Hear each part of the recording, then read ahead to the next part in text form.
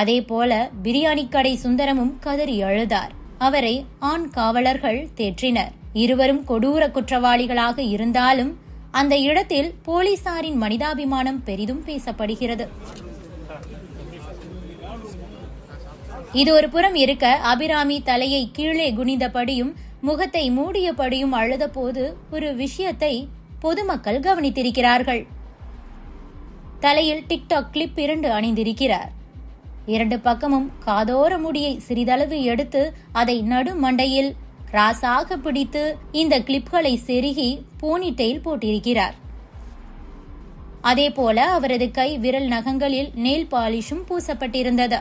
பொதுவாக சிறைச்சாலைக்கு செல்லும் ஆண், பெண் என தண்டனை கைதிகள் விசாரணை கைதிகள் என இருந்தாலும் அவர்களுக்கு மருத்துவ பரிசோதனை செய்யப்படும். அதுபோல அவர்கள் சிறையில் அசம்பாவிதங்களில் ஈடுபட்டுவிடக் கூடாது என்பதற்காக அவர்களை முற்றிலும் சோதனையிட்ட பிறகுதான் சிறைக்குள்ளேயே அனுப்புவார்கள். குற்றம் செய்துவிட்டதை நினைத்து கூர்மையான ஆயுதங்களை கொண்டு தங்களை தாங்களே வருத்திக் கொள்ளக் கூடாது என்பதற்காக இது போன்ற நடவடிக்கை உள்ளது.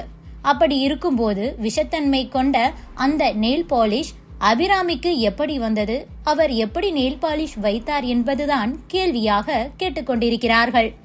அதேபோல டிக்டாக் கிளிப்பின் அடிப்பாகம் கூட கூர்மையாகத்தான் இருக்கும். அதையும் அவர் எப்படி அணிந்திருக்கிறார் என தெரியவில்லை. கையில்